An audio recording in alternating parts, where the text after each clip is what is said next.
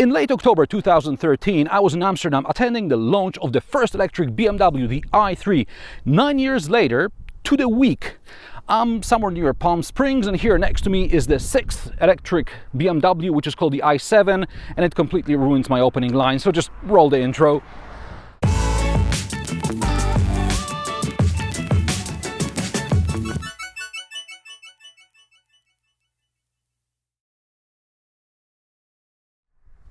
This episode is brought to you by Carvaggo. Be smart, choose your car online with Carvaggo.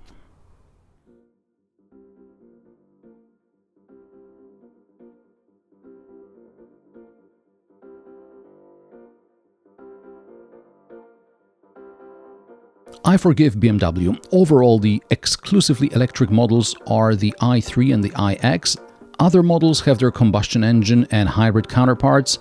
The i7 is simply the electric 7 Series, which carries the internal designation G70, and boy, this is going to get confusing with Genesis G70, etc. Besides, it's the 7th generation of the 7 Series, which, as usual, debuts every 7 years, so we can go with that.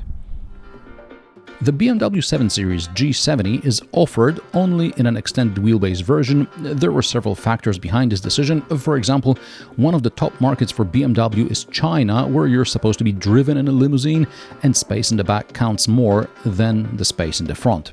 Also, we're talking about such an expensive car that few customers go for the standard wheelbase. And then there's the unification associated with the electric drivetrain. You have to have somewhere to fit the batteries, so an extended wheelbase seems like a better idea. While the wheelbase has been lengthened by a mere 5mm compared to the 7 Series G12, the entire car is 13 cm longer at almost 540 cm.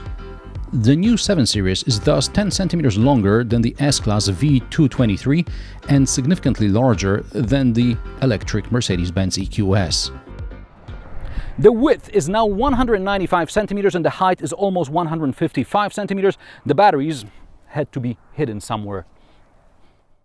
Looking for a car for family, fun or work? Carvaggo.com is the place for you. Carvaggo is a modern platform with vetted cars from all over Europe. You can buy a car from the comfort of your home and Carvaggo will deliver it to your doorstep. Carvaggo.com features more than 700,000 cars from vetted dealers across Europe. You select a car on Carvaggo. Carvaggo sends out its experts and presents you with Car Audit, a full report on the actual condition of the car.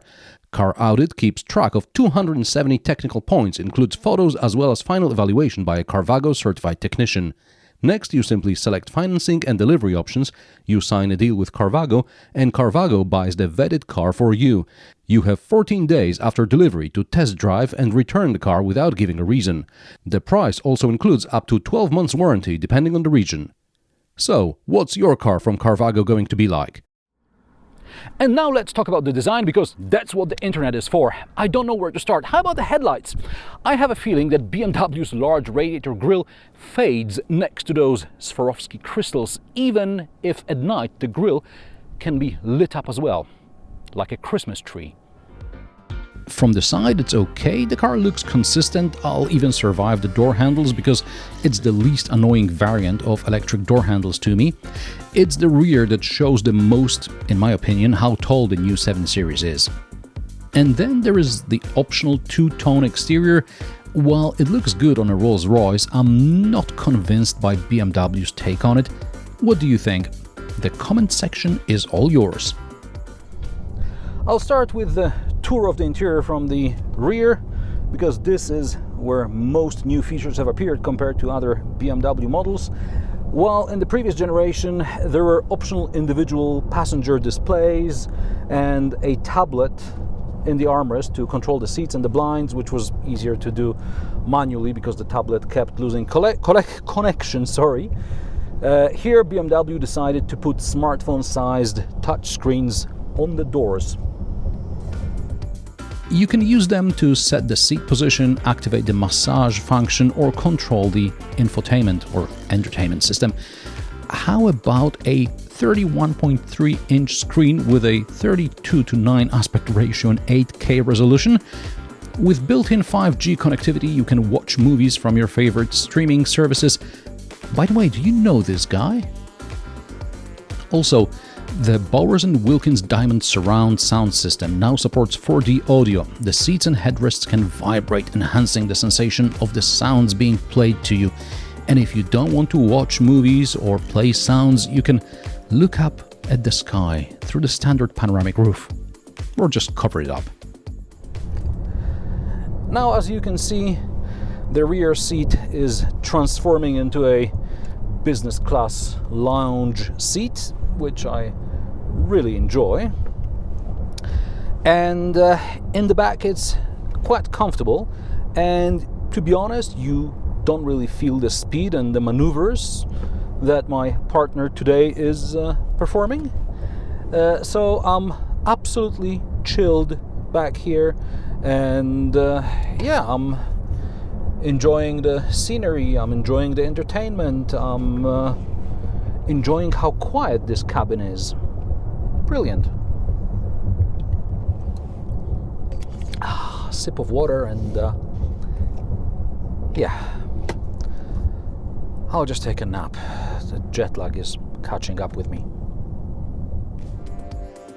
The boot capacity in the electric version is 500 liters, in the mild hybrids it's 540 liters, and in PHEVs 525 liters.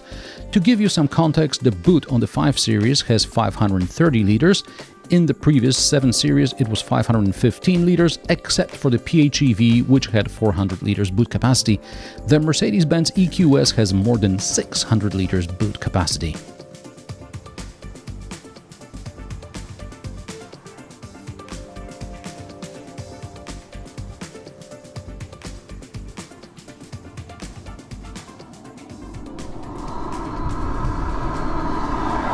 Up front, we are greeted by two large displays. I first interacted with them rather reluctantly in the iX, but BMW is gradually introducing them in subsequent models, even not waiting for a facelift. This is tied to the transition to BMW's new operating system 8. A couple of test drives later, I'm still not a fan, but I understand where they're coming from.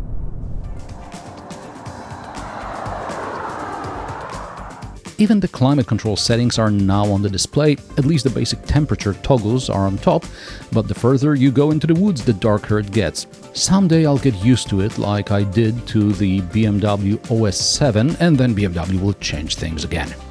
On the plus side, as of spring 2023, you'll be able to watch YouTube on the front screen while stationary, so at this point I encourage you to subscribe. There are plenty of reviews on this channel that are worth watching while you're waiting for your i7 to recharge.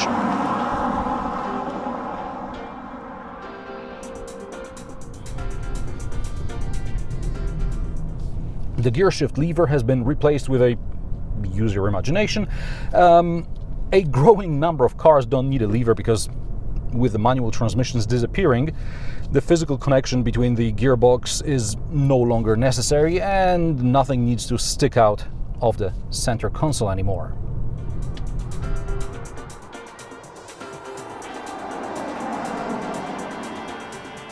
The buttons on the console are almost smooth. We've seen this on the iX, and I'm not thrilled about it either because I have to actively look for them. Here, fortunately, the iDrive dial remains, which makes it easier for me to interact with the onboard computer. The knob is gone on the BMW 2 Series Active Tourer, for example. The iDrive dial is made of crystal and you can see dust and fingerprints on it. The same is true of the illuminated, transparent element running across the entire width of the cockpit, under which are sunk, among other things, the ventilation controls, automatic door closing and seat memory. The mood lighting elements change with modes, which of course can be personalized.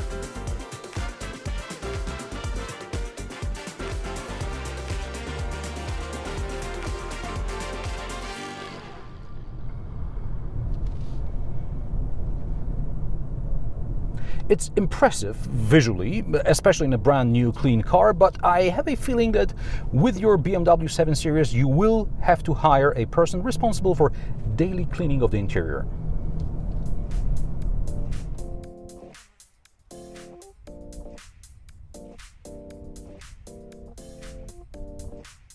Speaking of automatic opening and closing of the doors, for now they can be operated from the inside with appropriate buttons or from the outside with buttons on the doors or a remote control. Eventually it will be possible to open and close the doors with My BMW app. While automatic door opening and closing is a bit of an overkill in my opinion, thanks to numerous sensors, the car will stop the doors from opening in case of an emergency, and electric motors in the doors make manual closing and opening a breeze.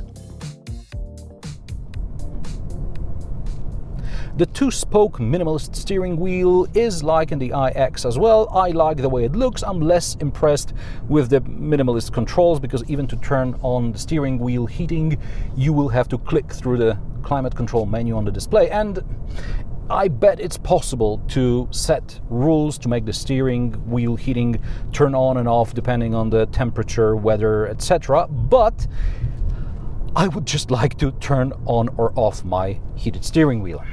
By the way, the armrests can also be heated, and I'm unlikely to use it in Palm Springs, but at the time of publication, it's early November, and in Poland, I'd be singing a different tune.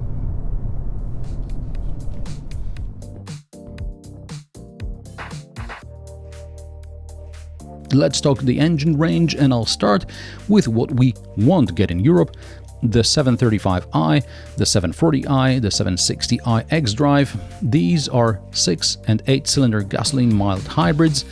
In Europe, we'll have to settle for the i7 xDrive60 electric, the 740d xDrive diesel, and the 750e xDrive and 760e xDrive plug-in hybrids. The latter replaces the M760Li xDrive with V12, which I had the pleasure of reviewing twice on this channel, and I get misty-eyed as all the engines have 6 cylinders and the diesel is a mild hybrid, and it's a heavily detuned version of the wonderful engine that powered the excellent 540d xDrive I reviewed in 2021.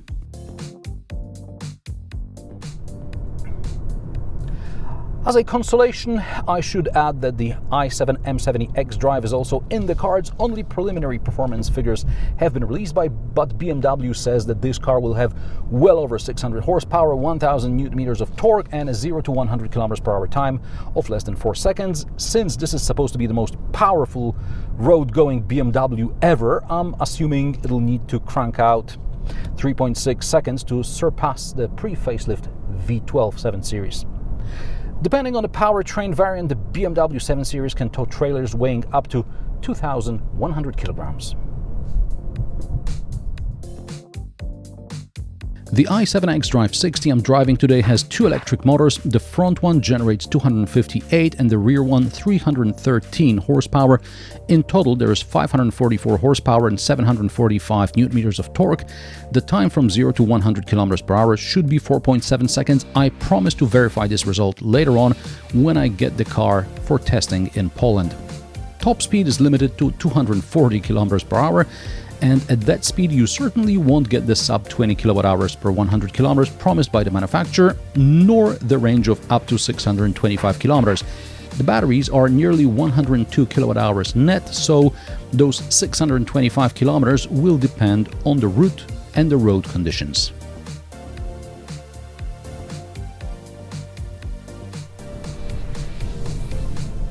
For example, BMW has improved their recuperation based on the route and topography. This will certainly help to recover some range. Now, depending on the needs, the driver can let the car coast or use one-pedal driving function, i.e. slowing down mainly by letting go of the accelerator pedal. Now, I will give you the stats for the route today once we finish it, because it's in miles per kilowatt hour and stuff, and I have no idea what this means, so the numbers are up on the screen. Here again, I'll have to mention the infrastructure because it determines how comfortably the electric car travels over long distances. I estimate that at highway speeds the i7 will realistically have to stop for charging every 3, maybe 400 kilometers. If you're traveling in a fast car with a powerful internal combustion engine, such a stop for refueling will probably take 10 to 15 minutes because the tank is large and you have to pay, and you may also have to drain a different tank. From a sufficiently powerful charger, under optimal conditions of course, the BMW i7 takes up to 200 kilowatts at its peak, just like the iX, and when charging stop is scheduled in the sat-nav, the car will also precondition the battery for faster charging. BMW claims that under such conditions the car will recover up to 170-180 kilometers in about 10 minutes.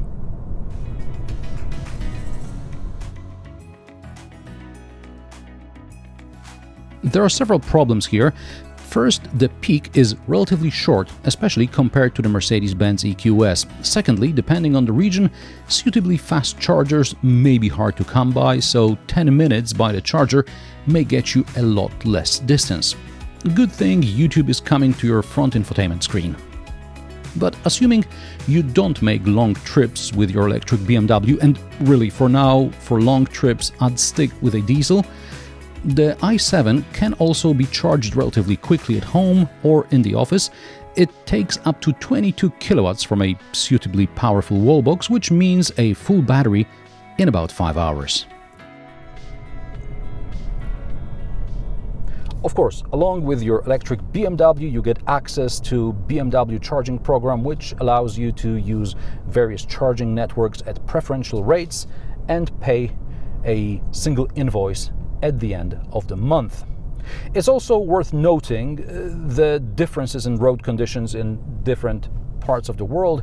The energy consumption of a car stuck in California highway traffic in autumn is different to that of a car storming down a German autobahn in the winter. And how does the i7 drive? Well, first of all, you need to remember that the car weighs well over 2.5 tons, so have it in mind when braking. The car does make some sort of artificial sound, which is funny enough. The soundproofing is superb in the front and in the back. The steering is very sharp and crisp. It's got four-wheel steering, so the car doesn't feel as large as it is. Also in the States, the adaptive cruise control allows you to let go of the steering wheel for longer sections of the highway with a barrier separating the lanes going in the opposite directions. And now you're seeing cutaways of my today's driving companion, driving hands-off, changing lanes, and it works superbly well. I wish we had this in Europe sooner rather than later. I heard we're going to get this in Germany first, and then we'll see. But here in California, on the motorway, it works very well indeed. And now I shall enjoy some more twisty roads, because the BMW 7 Series, even in this electric 2.5 ton version, is a really fun car to drive.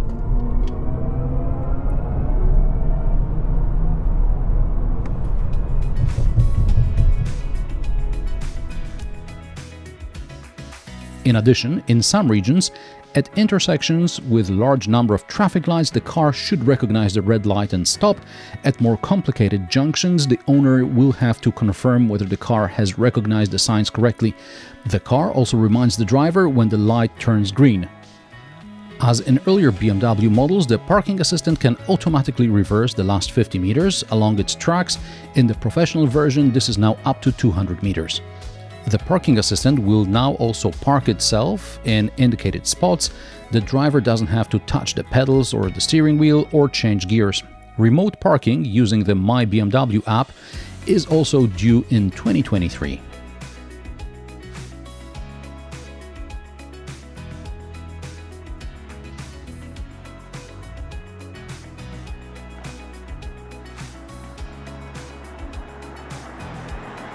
BMW talks a lot about sustainability, cutting emissions and saving the climate.